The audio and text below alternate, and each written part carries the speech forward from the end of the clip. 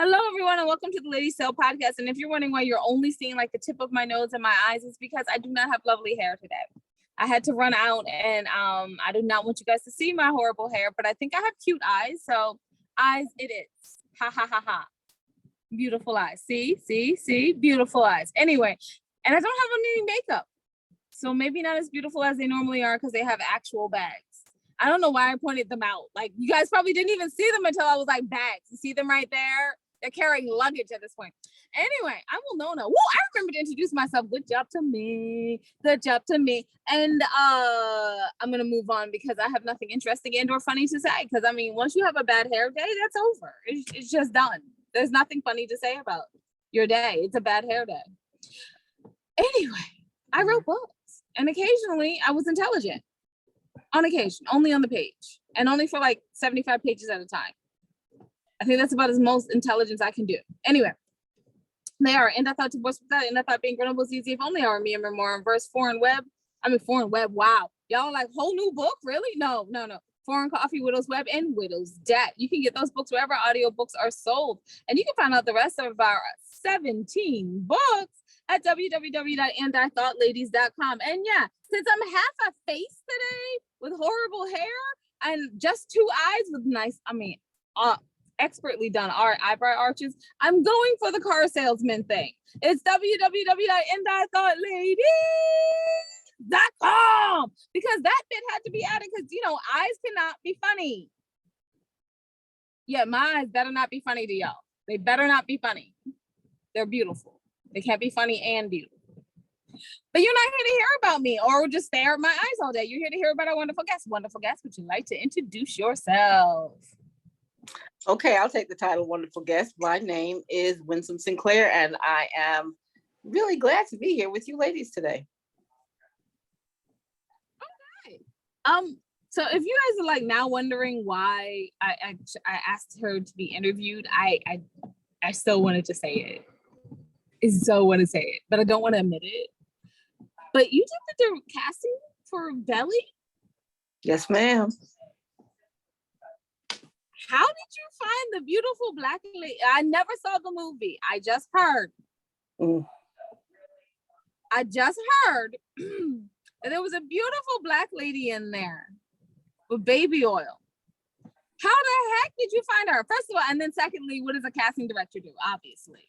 Okay, so how we found Terrell Hicks is Terrell was actually, I think, the only person who was really considered for the role. She had done some work with our director, and he remembered her and thought that she was perfect for the role when they were writing the project. And as far as what a casting director does, I am the middleman. I vet and I find the talent to place in all the films, televisions, music videos, documentaries, everything that you guys see that's visual. I have probably cast for all mediums. And you're not just a casting director. You have like a lot of media behind you. Can you tell us a bit more about like how diverse your career is in the media world? Oh, wow. So I am a casting director first and foremost, but I have been branching out in the last probably 5 to 7 years into the producing realm. I am an author.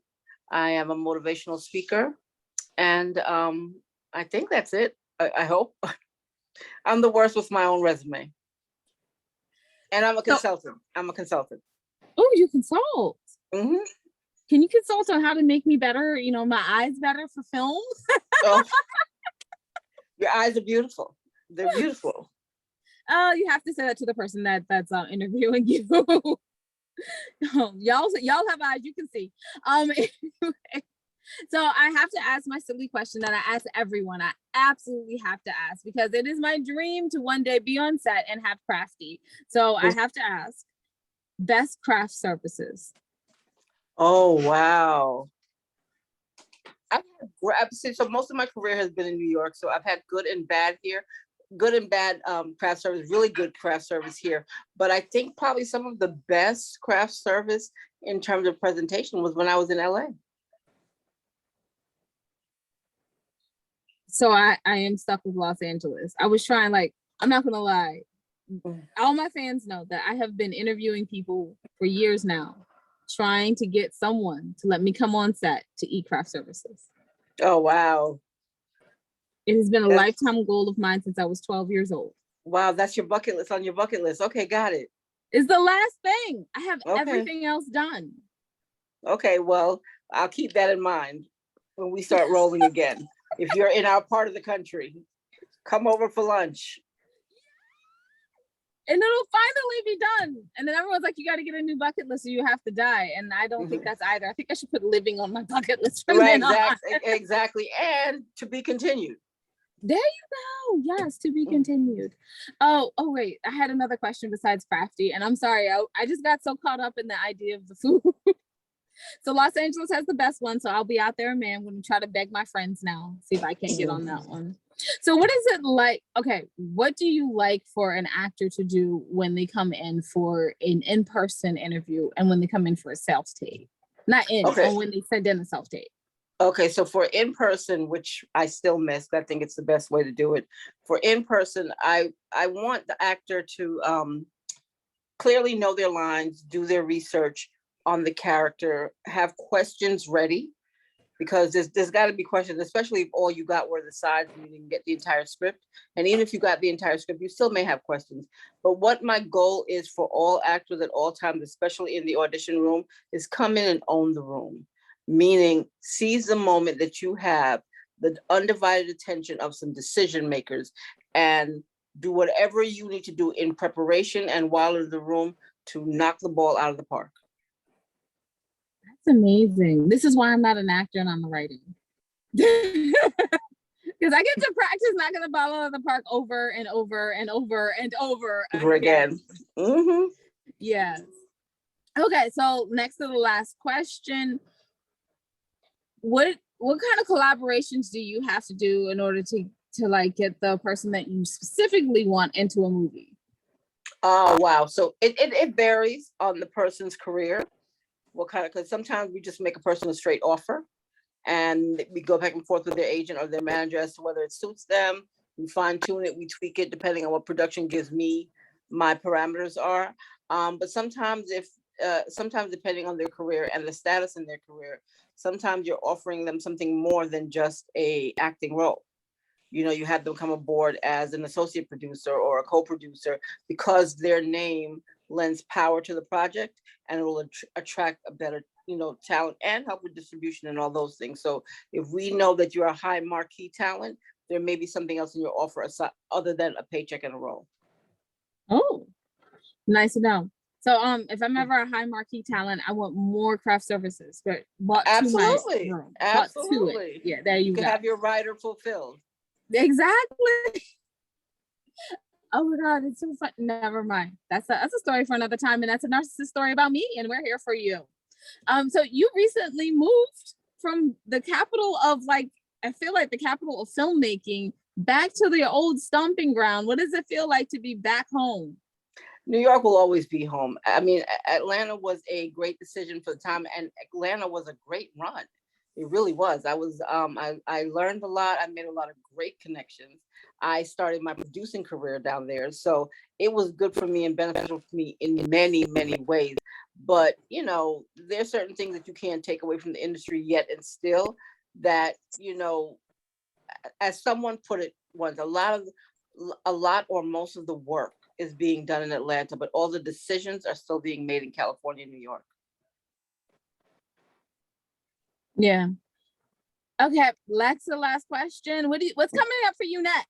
And where can we find out more information, or if you have any castings coming up or anything that you want us to know, any projects that you want us to know about? Oh, wow. Yes. Yeah. So I just saw a project that we did. It's an HBCU project. You can catch it on HBCU Go. I think that's the platform. I just got word before I tuned in here that a project that we're working on that I'm actually very proud of. It's called Sarah's Oil. And I don't know if people know about it, but go ahead and Google this after I'm done. It's about the first young Black millionaire from oil in the United States. I think her information started circling around the internet a couple of years ago, and somebody wrote a screenplay that was actually riveting. And I was brought into it by TD Jakes' company because they're working on the project as well. And I love that level of biopic, because one of the things for me in terms of what I cast now in principal casting and the things that I want to produce is I believe that our stories matter. And I'm very, very committed to telling our stories from our perspective. So that's what's something that just got, we just cast our lead, and we'll be going, hopefully with no writer's strike. Hopefully there's no strike, or the strike doesn't last long. We'll be shooting this summer in Oklahoma. Thank you so much for being here. I truly appreciate it, because you literally had a tight schedule, and I think I stuck to it. I'm 1 minute over, just 1 minute over. No, you're doing well. You got actually, by my clock, you got 3 more minutes. But I'm good. I'm gonna go ahead and wrap us up right now. So I want to. Where can we find? Did you tell us where we can find more information, like social media and stuff? You can follow me on IG at Winsome Sinclair. I put everything that everything that I'm casting is always announced on WSA International, which is my company.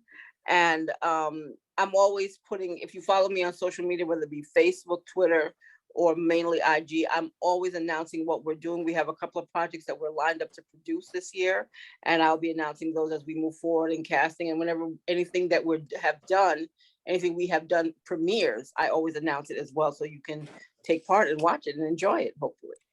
Awesome. Thank you so much for being here. And I'm going to go ahead and wrap us up for the ladies over here. And yes, there's I'm missing Jade yet again because I'm stuck in a car.